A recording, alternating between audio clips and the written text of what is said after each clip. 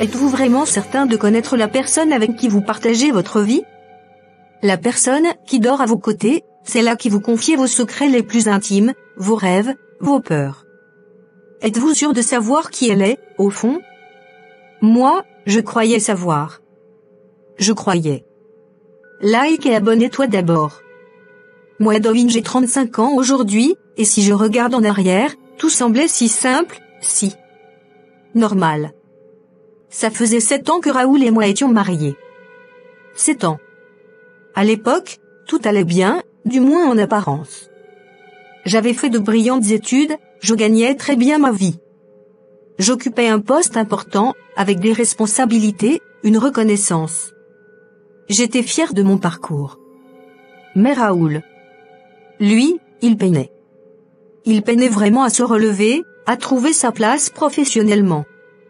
J'ai toujours été là pour lui, j'ai tout géré à la maison, sans jamais me plaindre, toujours à le soutenir, à l'encourager.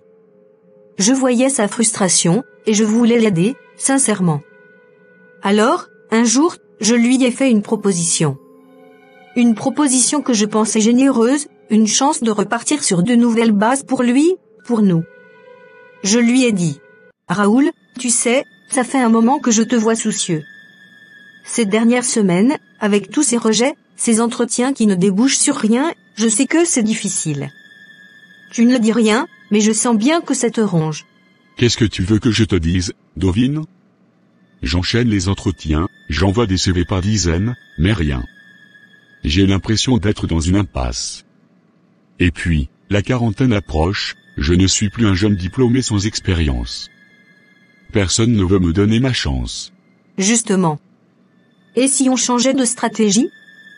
Et si, au lieu de t'épuiser à frapper à des portes qui restent fermées, tu te donnais les moyens d'en ouvrir de nouvelles, de plus grandes? Qu'est-ce que tu veux dire? Tu as un plan miracle? J'ai une idée, oui. Une idée qui pourrait vraiment te propulser. Tu sais, j'ai eu une discussion avec ma chef l'autre jour, elle me parlait des compétences qui seront recherchées dans les 10 prochaines années, des reconversions nécessaires. Et ça m'a fait réfléchir à toi. Tu es intelligent, tu as une bonne capacité d'adaptation, et si tu retournais à l'école? Pas juste une petite formation, non, mais de vraies études, un master, peut-être même un doctorat si tu te sens l'âme, tu pourrais te spécialiser dans un domaine de pointe, quelque chose qui te passionne vraiment et qui est porteur d'avenir. Retourner à l'école? À mon âge? Tu plaisantes, j'espère?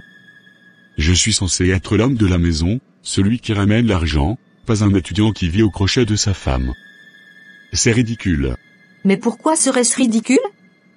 Raoul, regarde-nous. Je gagne très bien ma vie. Mon salaire est suffisant pour couvrir toutes nos dépenses, et même plus. Je peux tout gérer, les factures, les courses, la maison, même ton école. Je ne te demande pas de vivre à mes crochets, je te propose d'investir en toi, en ton avenir. C'est un investissement pour nous deux. Pense à la liberté que tu aurais après, avec un diplôme solide en poche, un poste qui te correspondrait vraiment, qui te donnerait l'épanouissement que tu cherches. Tu aurais un salaire bien meilleur, de meilleures perspectives de carrière. On pourrait enfin mettre de l'argent de côté pour les projets qu'on a toujours eus, la maison de nos rêves, voyager. Mon amour, je suis là pour te soutenir. Je suis ta femme. Laisse-moi t'aider à te construire cette vie que tu désires tant. Ce n'est pas une question de fierté, c'est une question de bon sens. Pourquoi s'entêter à souffrir quand il y a une solution à portée de main? Je suis forte, je suis capable de gérer cette période. Tu n'aurais qu'à te concentrer sur tes études. Imagine-toi dans 2 ou 3 ans, avec un diplôme prestigieux, des portes qui s'ouvrent partout. Ce serait un nouveau départ. Non. Hors de question. Je ne retournerai pas sur les bancs de l'école comme un gamin. Tu ne comprends pas, Dovin. Ce n'est pas ma façon de voir les choses. L'homme est censé être le pilier, celui qui pourvoit. Pas celui qu'on entretient, qu'on aide à se construire. Ça me dévalorise, tu ne comprends pas? Ça mettrait notre relation dans un équilibre qui ne me convient pas. Mais c'est une vision tellement archaïque, Raoul. On est au XXIe siècle. Le couple, c'est un partenariat, un soutien mutuel. Quand j'ai eu des difficultés, tu m'as soutenu à ta manière. Aujourd'hui, c'est mon tour de prendre le relais, de te donner un coup de pouce quand tu en as besoin. Ce n'est pas une question de qui gagne le plus ou de qui est le pilier. C'est une question d'amour et de solidarité. Non, non et non. C'est ma fierté d'homme qui est en jeu. Je ne serai pas cet homme qui laisse sa femme payer ses études, pendant que lui, il ne fait rien. Ce n'est pas l'image que j'ai de moi-même, et ce n'est pas l'image que je veux que les gens aient de nous. Je vais me battre, Dovin. Je me suis toujours battu et je continuerai. Je trouverai un travail, je vais grimper les échelons par mes propres moyens. Je n'ai pas besoin de tes grandes études, pour ça. Je ferai mes preuves, quitte à commencer plus bas. Mais je le ferai seul. Et je t'interdis de me reparler de cette histoire. Il se dirige vers la porte de la chambre, la main sur la poignée. Raoul, s'il te plaît, réfléchis. Tu es épuisé, tu es malheureux. Pourquoi cette obstination? Parce que c'est ma façon de vivre. Tu l'acceptes ou tu ne l'acceptes pas. Mais ma décision est prise. Il a refusé. Catégoriquement. Retourner à l'école, recevoir mon aide. Pour lui, c'était une humiliation. Sa fierté masculine, disait-il. J'ai eu beau insister, tenter de lui faire comprendre que l'amour, c'est aussi le soutien inconditionnel, il n'a rien voulu entendre. Il a dit qu'il allait se battre. Et je l'ai cru. Naïvement, je l'ai cru. La vie a suivi son cours, comme on dit. Les années ont passé. 7 ans, c'est long, ça use, ça transforme. J'ai continué à travailler, à grimper les échelons chez Infocor. Et lui, de son côté, il a fini par y arriver. Il a fait des efforts, c'est vrai, il a réussi à peaufiner son CV, à développer de nouvelles compétences. Il a recommencé à chercher du travail, avec une détermination nouvelle. Je voyais bien qu'il était obsédé par l'idée de prouver sa valeur, de se montrer à la hauteur. Et, quelque part, j'étais contente pour lui. Je me disais que, malgré nos désaccords, notre couple allait peut-être enfin trouver son équilibre. Sauf que Raoul avait un rêve. Un rêve fou, démesuré. Il voulait absolument travailler pour Global Tech. Cette entreprise, c'était son Graal, le sommet de la réussite pour lui. Il en parlait tout le temps, les yeux brillants. Sauf que Global Tech, c'est notre concurrent direct. Pas un petit concurrent, non. Le concurrent. Celui qui nous donne du fil à retordre au quotidien. Et moi, Dovin, je suis directrice de projet chez Infocor. Mon poste est stratégique, je suis au cœur des décisions, des secrets de l'entreprise. Quand il m'a annoncé ça, j'ai senti le sol se dérober sous mes pieds. C'était impensable. Comment pouvions-nous être mariés, partager la même maison, et travailler pour des rivaux aussi féroces? C'était une ligne rouge. Une ligne que j'étais certaine qu'il ne franchirait jamais. J'étais tellement sûre qu'il comprendrait. Mais Raoul n'était pas l'homme que je croyais. Dovin, je ne voulais pas te le dire avant d'être sûr, mais... J'ai peaufiné mon CV pendant 10 semaines, j'ai même suivi quelques formations en ligne pour être à jour sur les dernières technologies, et j'ai enfin envoyé mon dossier. Oh, c'est une excellente nouvelle, chérie. Où ça? J'espère que c'est une entreprise à la hauteur de tes ambitions.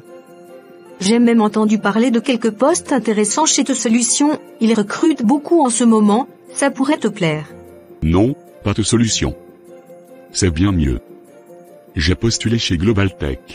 Quoi? Tu as fait quoi? Tu as osé postuler chez Global Tech? Raoul, je t'en supplie, dis-moi que c'est une blague. Une très mauvaise blague.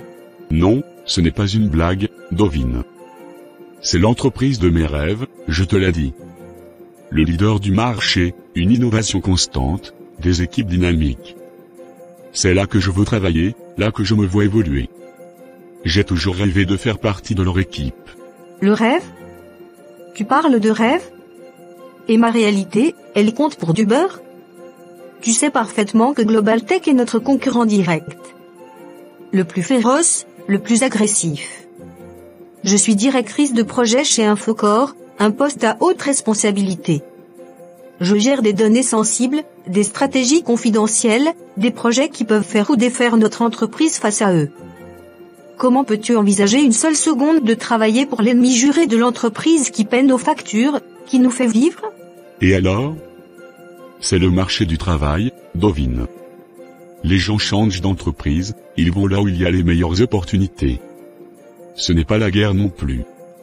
Je suis un professionnel, je sais faire la part des choses. Mon travail chez Global Tech n'aura rien à voir avec tes projets chez Infocor. On n'est pas des espions industriels, enfin. Tu n'es pas sérieux. Des espions industriels? Mais tu ne réalises pas la situation. Imagine la scène, Raoul, mon mari, mon propre mari, travaillant pour la concurrence directe, sachant potentiellement tout ce qui se passe chez eux, et moi ici, gardienne de nos secrets. Mais quelle image cela donnerait de moi à mes supérieurs? À mes collègues? Ils douteraient de ma loyauté, de mon jugement. Mon poste serait en danger, ma carrière que j'ai bâtie avec tant d'efforts, tout cela pourrait s'écrouler à cause de ton ambition démesurée et irréfléchie. C'est mon ambition, oui. J'ai galéré pendant des années, Dovin, je me suis battu pour améliorer mes compétences, pour avoir un CV qui tienne la route. J'ai enfin une chance de décrocher un poste qui me passionne, qui me donnera la reconnaissance que je n'ai jamais eue.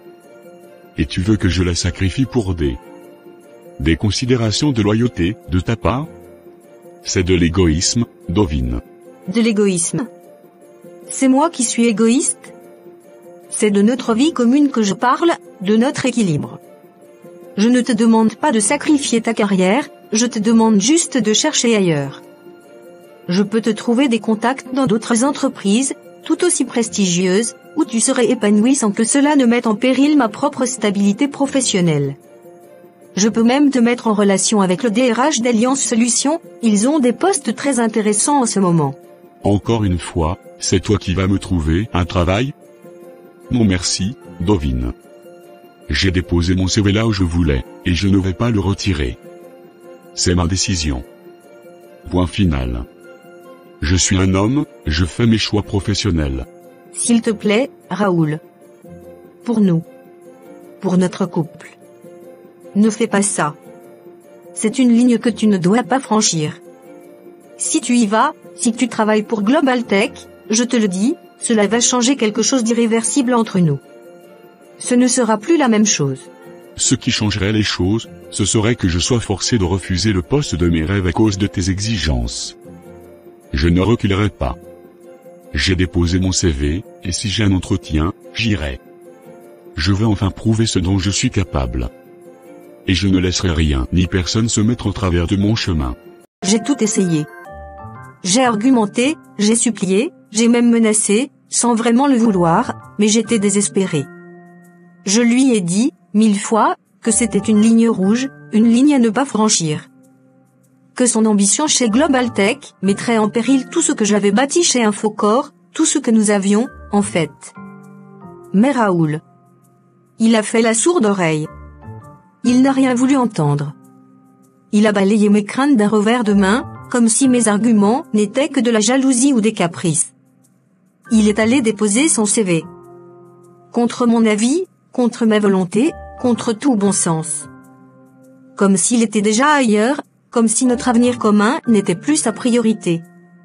Je me suis senti trahi, déjà, à ce moment-là. Trahi dans ma confiance, dans notre complicité. Mais au fond de moi, une petite voix me disait qu'il n'obtiendrait jamais d'entretien.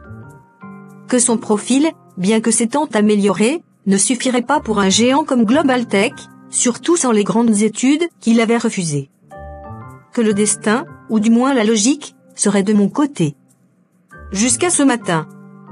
Il est venu me dire, avec ce sourire qu'il n'avait plus eu depuis des mois, ce sourire triomphant qui m'a glacé, qu'il avait décroché un entretien. Un entretien chez Global Tech. Je n'y croyais pas. Mon sang n'a fait qu'un tour. C'était donc ça?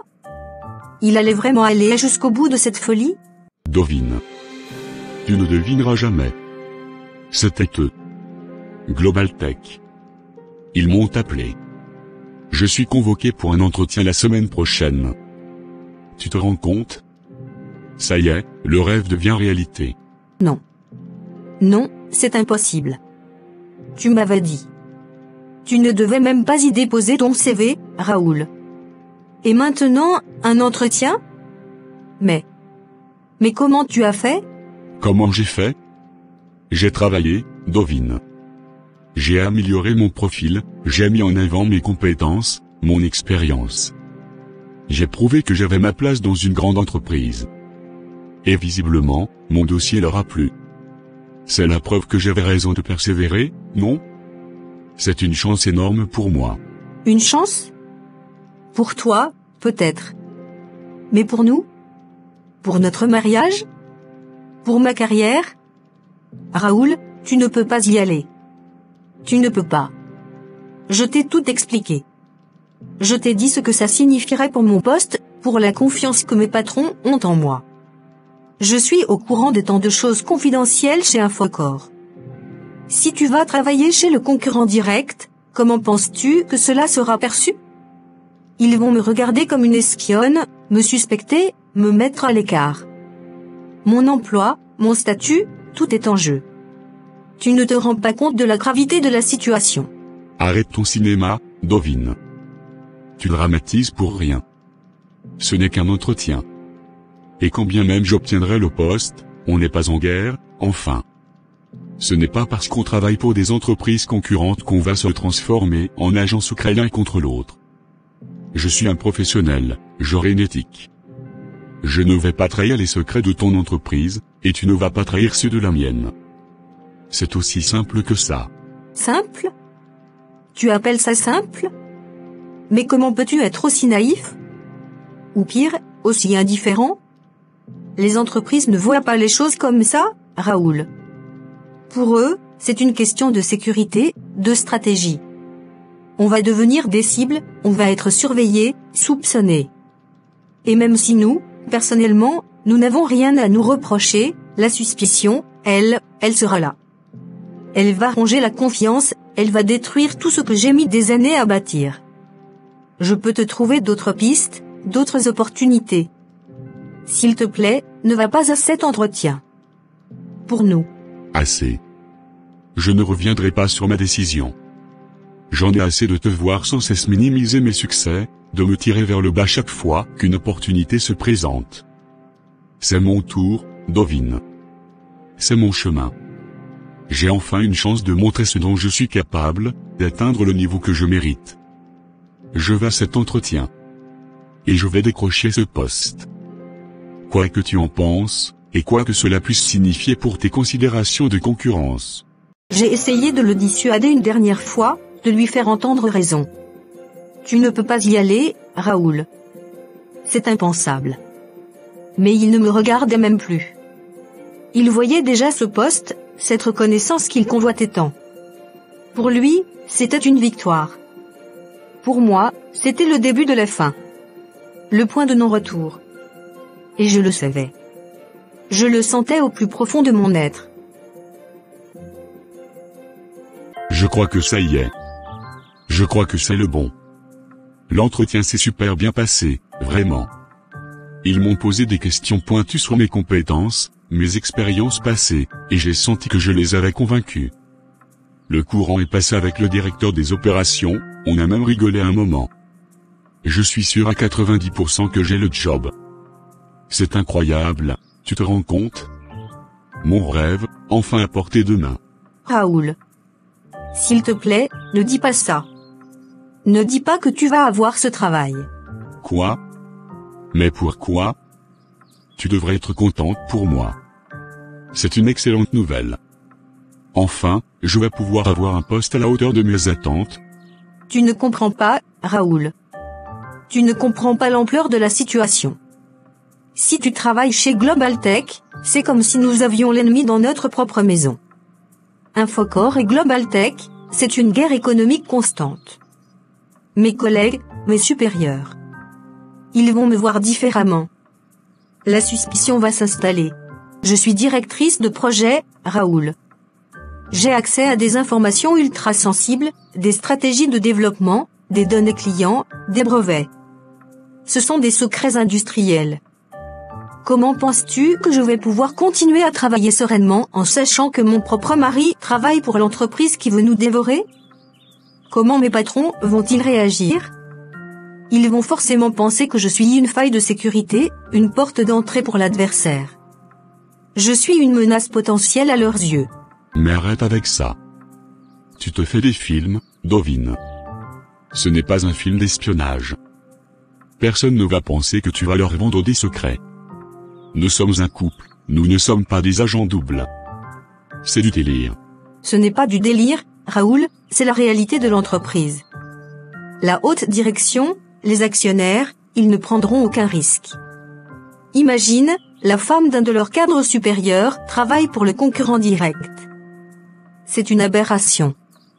Je suis acculé, je suis dans une position intenable. Je ne sais pas comment je vais faire, Raoul. Je ne sais vraiment pas comment je vais faire pour continuer à travailler là-bas en toute confiance, en toute sérénité. Mon poste est en péril, ma réputation est en jeu. Je suis coincé. Trouveras une solution, Dovin. Comme tu l'as toujours fait. Je ne vais pas laisser passer cette chance. C'est la mienne.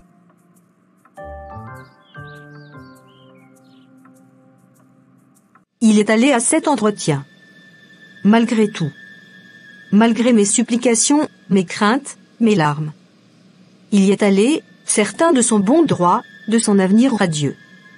Et moi, pendant qu'il était là-bas, je n'ai pas pu rester sans rien faire. Je me suis senti acculé, piégé. Je savais que si les informations fuitaient, si mes supérieurs l'apprenaient par un autre canal, ce serait bien pire pour moi. La trahison, la suspicion, ils me tiendraient pour responsable, ou du moins, ils douteraient de ma loyauté. Alors, j'ai pris mon courage à deux mains. Je suis allé voir mes patrons, le directeur général en personne, et j'ai tout expliqué. J'ai raconté la situation, mon mari, Raoul, qui s'entête à vouloir travailler chez Global Tech, notre principal concurrent, et le fait qu'il venait d'y passer un entretien. J'ai essayé d'être aussi transparente que possible, de leur montrer que je n'avais rien à cacher, que ma loyauté était totale envers Infocor. Que je voulais juste prévenir, éviter tout malentendu, toute suspicion future. Leur réaction, elle prend une profonde inspiration, comme si l'air manquait, ils n'ont pas dit grand-chose.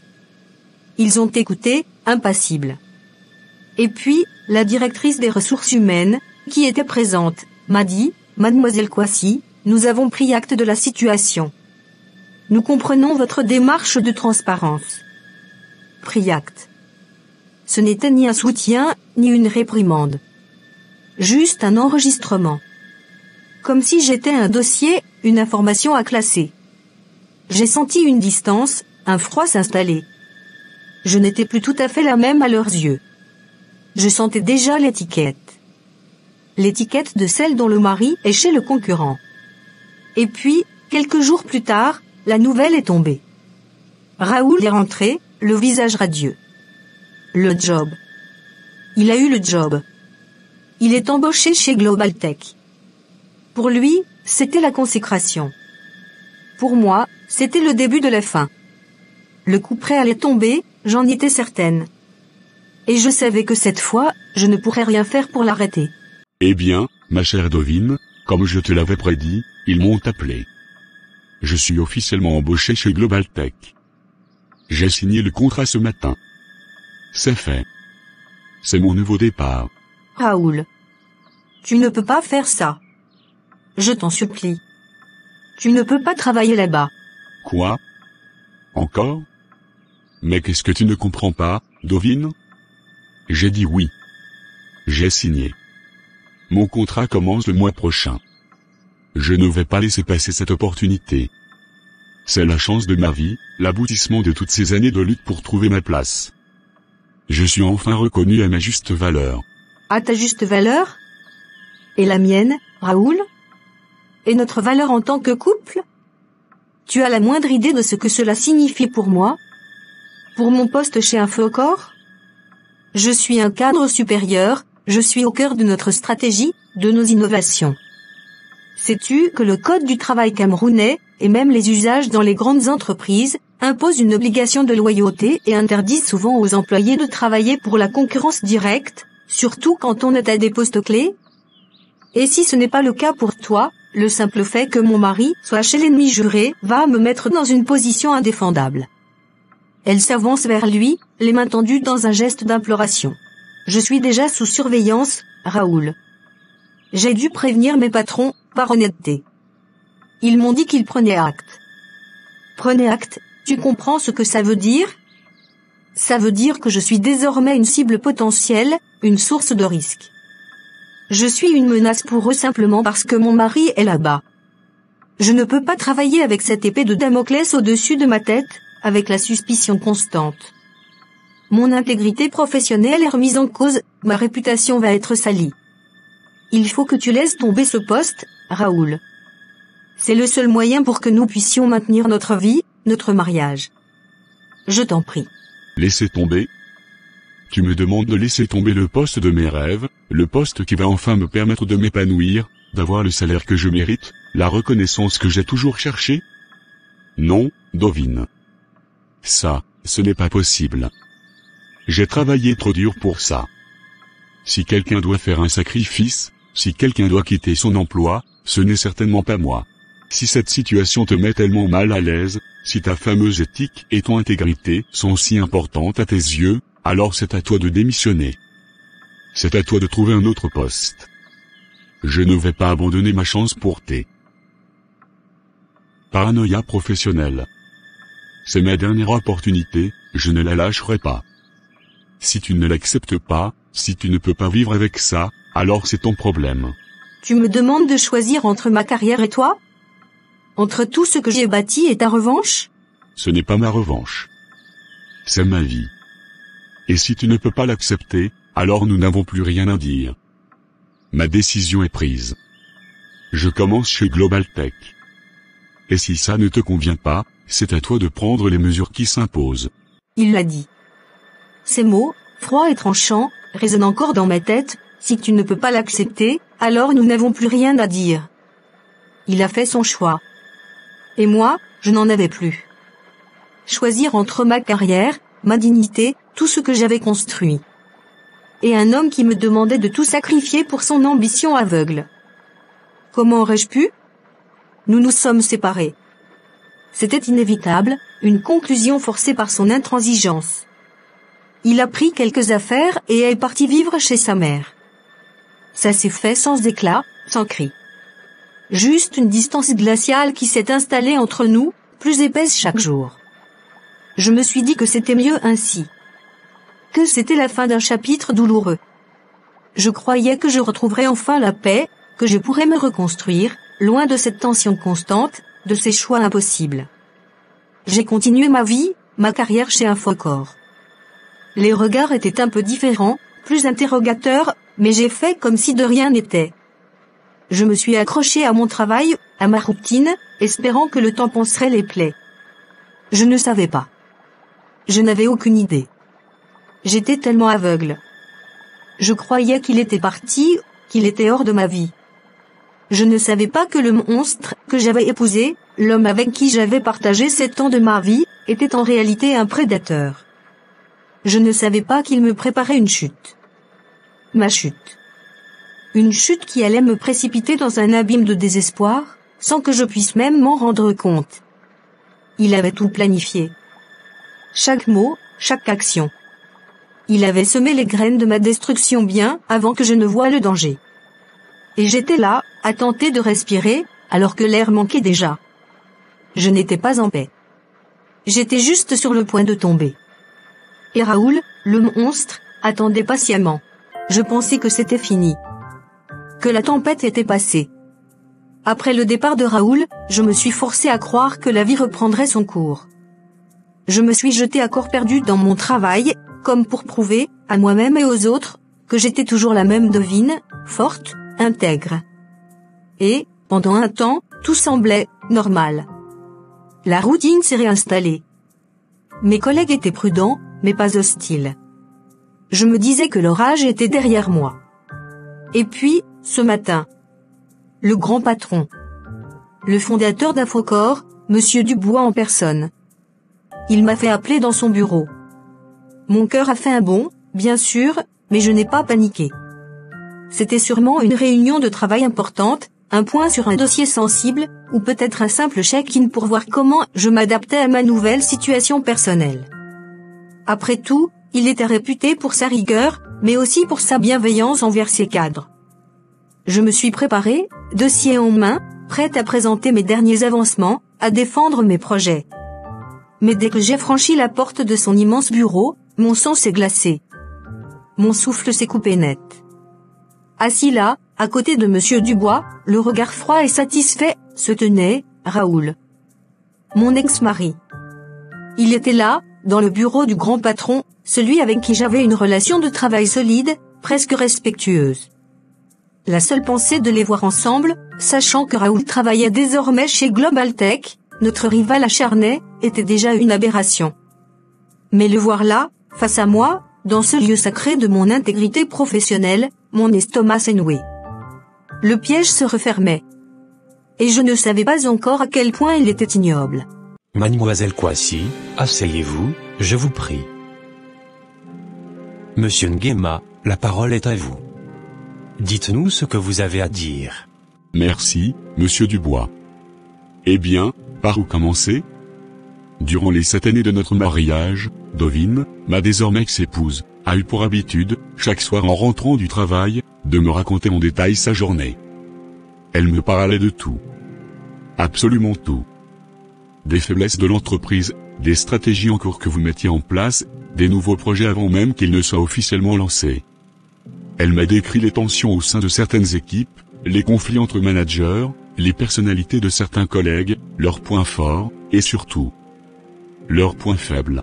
Elle m'a parlé du budget marketing, qui était trop serré pour la nouvelle campagne, des retards sur le projet Alpha, des difficultés financières de certains fournisseurs clés, et même des méthodes de négociation de la direction.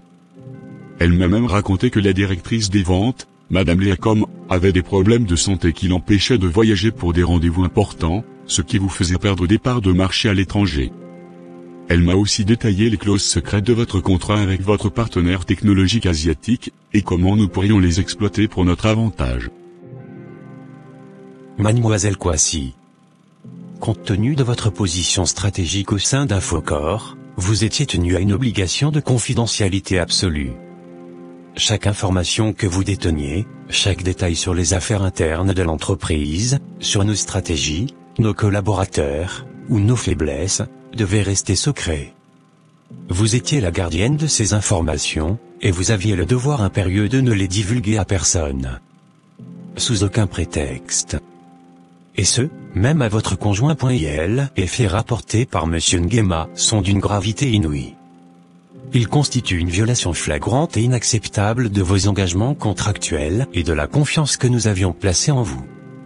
Nous ne pouvons tolérer qu'une telle fuite d'informations, qu'un tel manquement à l'éthique et à la sécurité, proviennent de l'un de nos cadres supérieurs. Par conséquent, Mademoiselle Kouassi, nous sommes au regret de vous informer que votre contrat de travail avec Infocore est résilié avec effet immédiat. Vous êtes licencié.